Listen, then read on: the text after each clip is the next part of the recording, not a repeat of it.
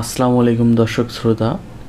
একটা দেশের আইন শৃঙ্খলা বাহিনী কতটা দুর্বল হলে এই রকম হইতে পারে?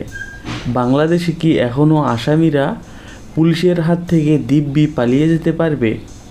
সেই ক্ষমতা তাদের আছে? এখানে পুলিশ তারাই এখন রীতিমতো হামলার শিকার হচ্ছে। ফেনীর ফুলগাছিতে ঠিক এই রকমই একটা ঘটনা ঘটেছে, যা শুনলে আপনার বিশ্বাস করতে একটু কষ্ট হবে যে আসামি ধরতে গেছে, সেটা নারী নির্যাতনের আসামি হোক আর যে কোনো অপরাধী হোক।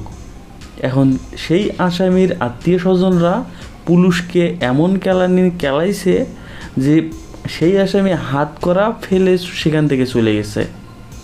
ঘটনাটি ঘটেছে 15ই জুলাই দিবাগত রাত্রে ফেনীর ফুলগাছির আমজাদাহাটে ছাগলনাইয়া থানার পুলিশে একটি নারী নির্যাতনের মামলায় আসামি করা কবির চৌধুরীকে ধরতে যায় তার বাড়িতে। কবির শুধু মামলার আসামিই নন, তিনি ছিলেন বিএনপির স্থায়ী পর্যায়ের একজন সাবেক সাংগঠনিক সম্পাদক, আবার সেই ঘুরে ফিরে বিএনপির নেতাদেরই নাম। কিন্তু পুলিশ যখন তাকে গ্রেফতার করে হাতকড়া পরায়, তখন ঘটনা মোড় নেয় ভয়াবহর দিকে।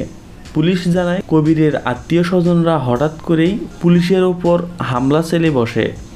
আহত হন 3 জন পুলিশ, এসআই রাফিদ, এএস দিদার আর কনস্টেবল একজন। এই হামলার সুযোগে কবির চৌধুরী হাতকড়া সহ সেখান থেকে পালিয়ে যায়।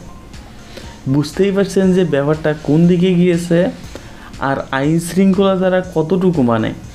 এখানে অবশ্য ওসি নুরুল ইসলাম জানিয়েছিলেন, হামলার ঘটনায় এবং পুলিশের হাতকড়া থেকে আসামির পালিয়ে যাওয়ার বিষয়ে আইনগত ব্যবস্থা নেওয়া হবে।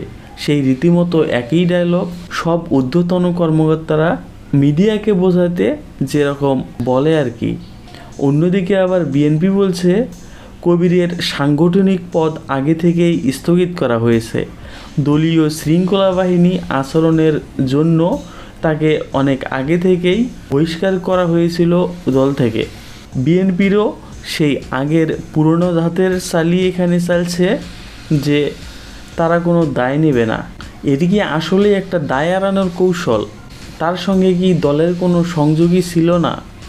এই ঘটনার ভিতরে আছে অনেকগুলো স্তর: পুলিশের দুর্বলতা পরিস্থিতি, স্থানীয় প্রতিরোধ, রাজনৈতিক যোগসূত্র।